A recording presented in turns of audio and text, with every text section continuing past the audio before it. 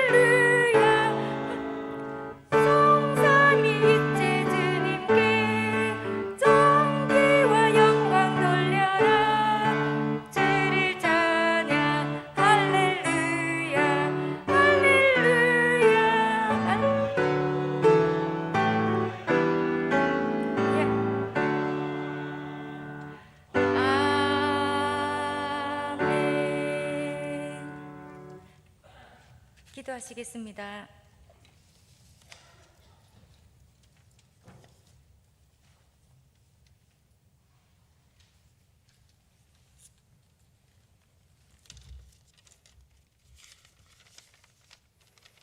항상 지켜주시고 사랑으로 은혜를 베푸시는 하나님, 진심으로 감사드립니다. 수요 예배에 불러주셔서 말씀 듣게 하시고 찬양 올리며 기도하게 하여 주심에 더욱 감사합니다. 저희가 세상 속에 살면서 물욕과 정욕에 물들었습니다.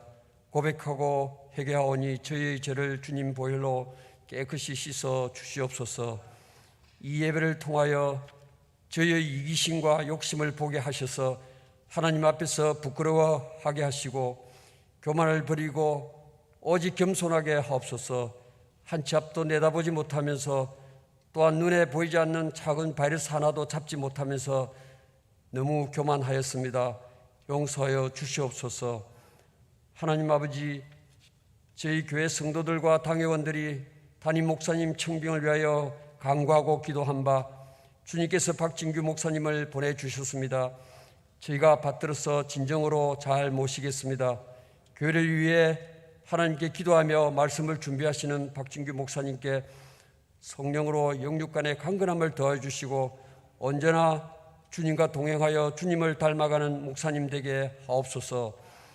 그간 저희를 위하여 수고하시는 부목사님과 전도사님, 장로님들께도 수고를 칭찬하여 주시며 축복하여 주시옵소서.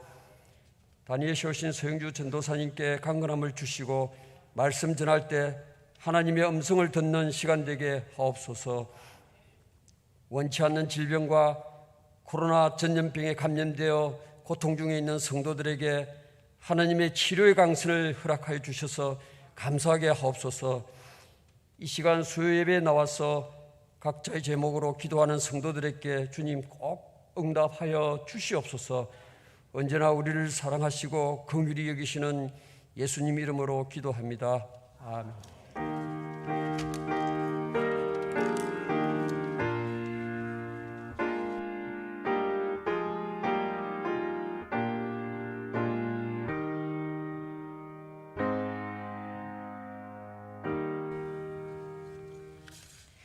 오늘 저녁 하나님께서 주신 말씀은 욥기 1장 21절 22절 말씀입니다.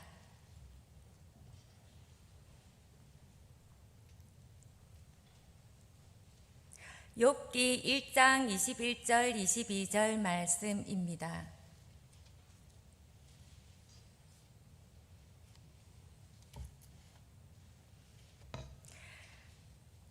합독하겠습니다.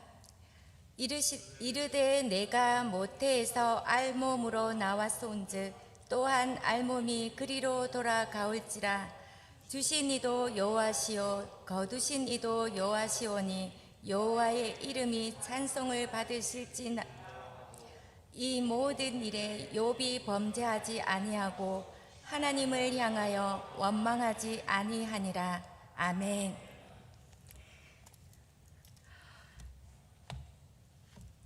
먼저 기도하겠습니다. 하늘이여 귀를 기울이라. 내가 말하리라. 땅은 내 입의 말을 들을지어다. 사랑과 은혜가 풍성하신 하나님 감사합니다.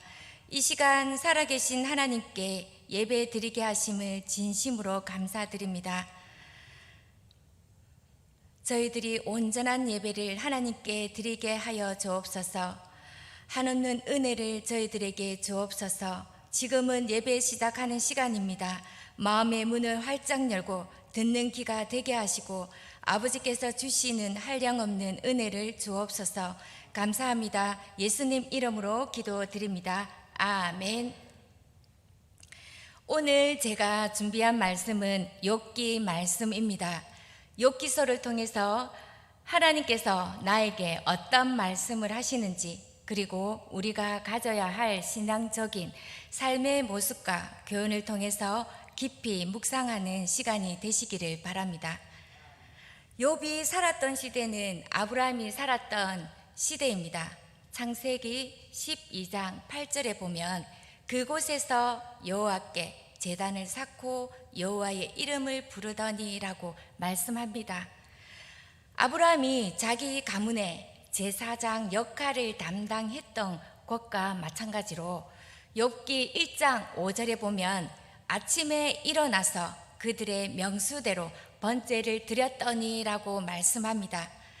욥이 가문의 제사장의 역할을 담당했습니다.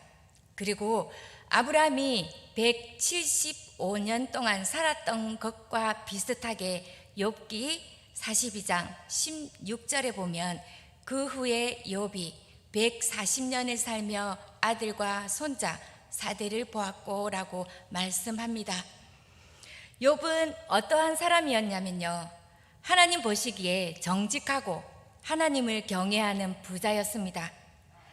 아들 7과 딸 3, 10명의 자녀를 두었습니다. 그리고 그는 많은 재산이 있었는데요, 양이 7천, 그리고 낙타가 3천, 소가 500겨리와 암나귀가 500마리였다고 합니다. 그리고 종도 많았습니다. 그리고 그는 동방 사람 중에 가장 훌륭한 자라고 말씀하고 있습니다. 하루는 하나님의 아들들이 사탄이 하나님 앞에 섰습니다. 그때 하나님께서 사탄에게 말씀합니다. 욥기 1장 8절 우리 함께 읽어보도록 하겠습니다. 여호와께서 사단에게 이르시되 내가 내 종 욥을 주의하여 보았느냐.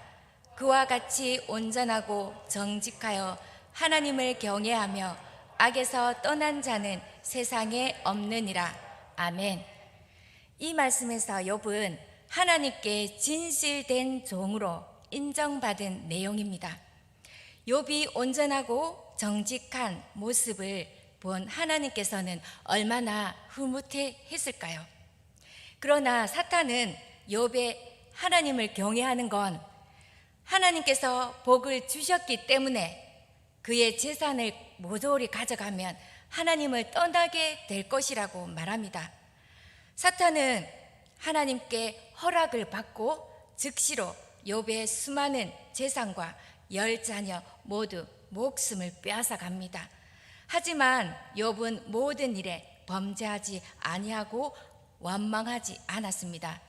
욥기 1장 21절 하반절에 보면 주신 이도 여호와시오 거두신 이도 여호와시오 여호와의 이름을 찬송을 받으실지니이다 하고 그는 하나님을 향하여 입술로 범죄하지 않았습니다.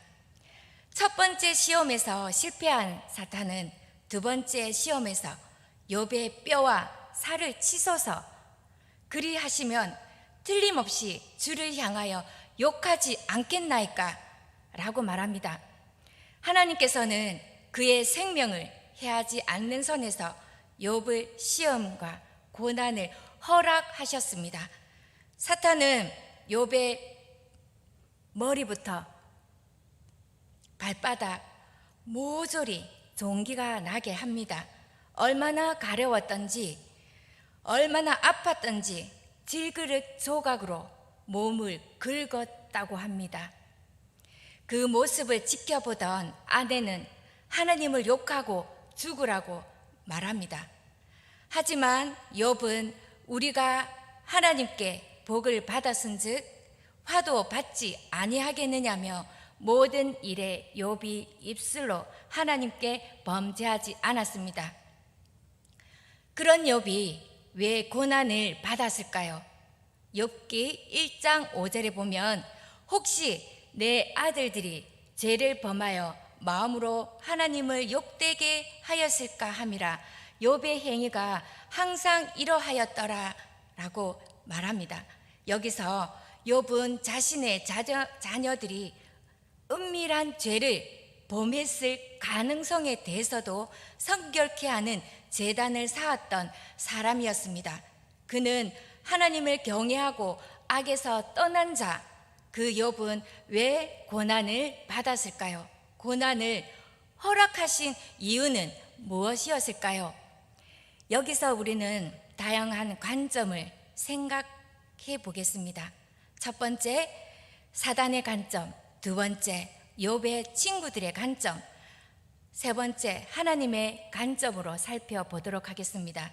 첫 번째, 사단의 관점에서는 하나님께서 욥에게 복을 주셨기 때문에 욥이 하나님을 잘 믿는다입니다.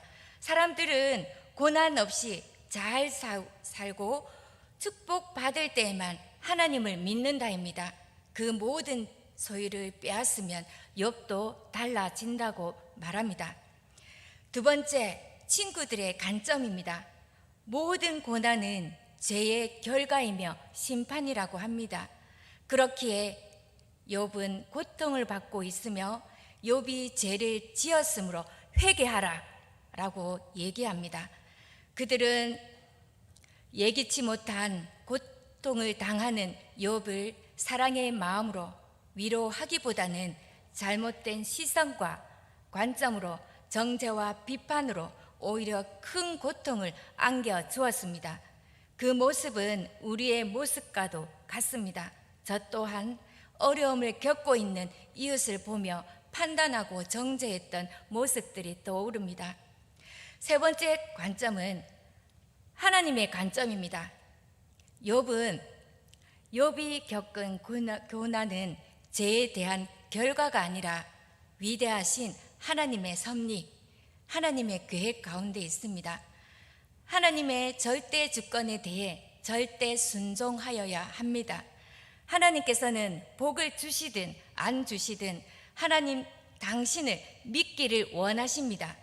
우리가 태어나기 전부터 알고 계셨고 사랑하셨음을 말씀하고 계십니다.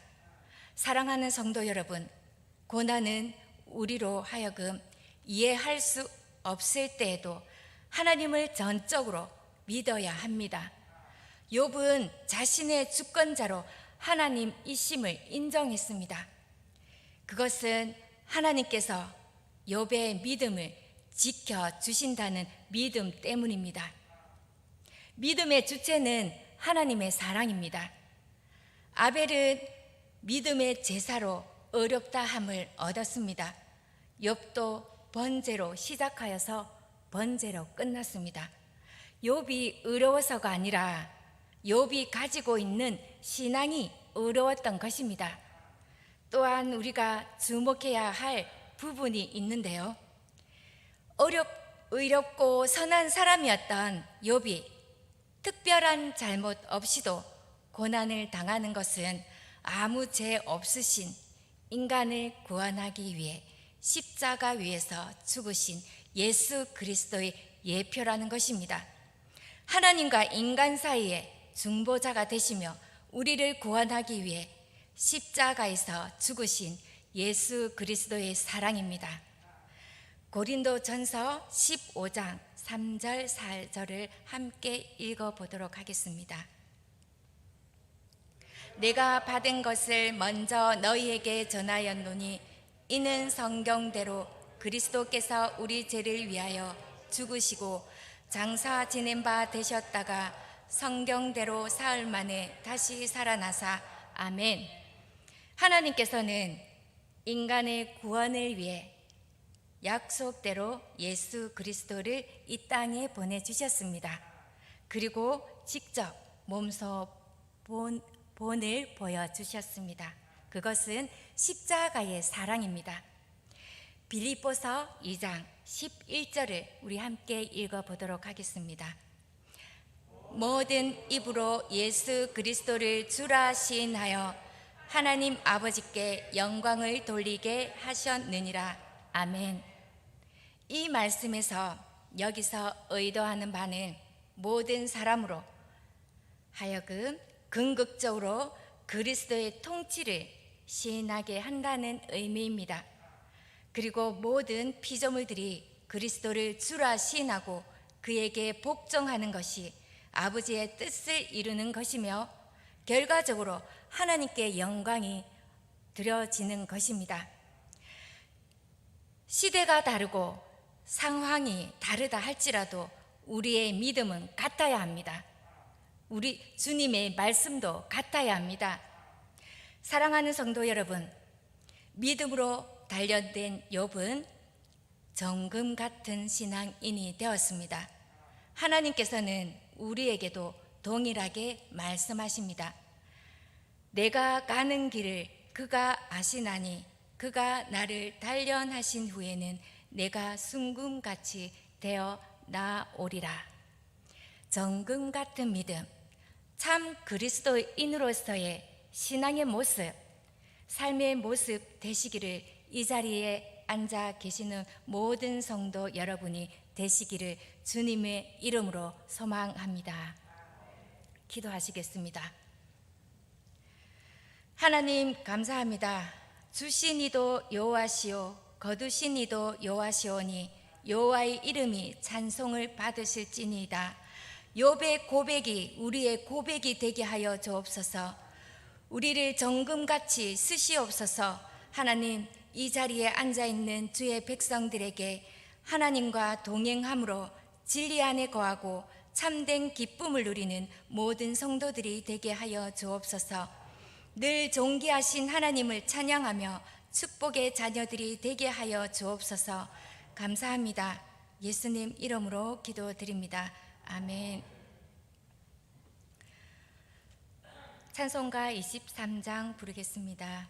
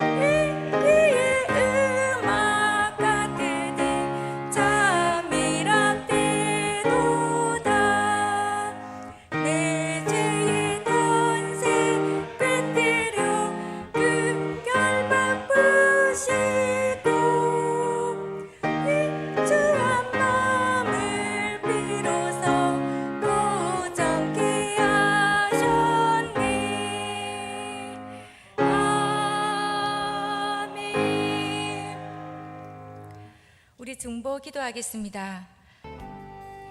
사랑의 하나님 감사합니다. 주님의 자녀들이 모여서 살아계신 하나님께 기도드립니다.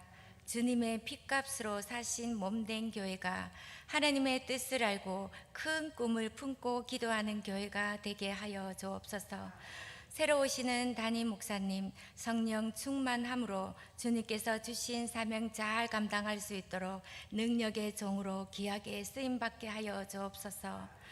그리고 환우들과 힘들어하는 성도들 하나님께서 평강의 마음으로 주시고 건강으로 회복하게 하여 주옵소서.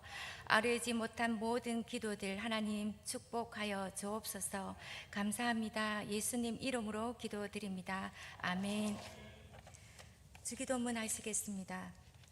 하늘에 계신 우리 아버지, 아버지의 이름을 거룩하게 하시며 아버지의 나라가 오게 하시며 아버지의 뜻이 하늘에서와 같이 땅에서도 이루어지게 하소서.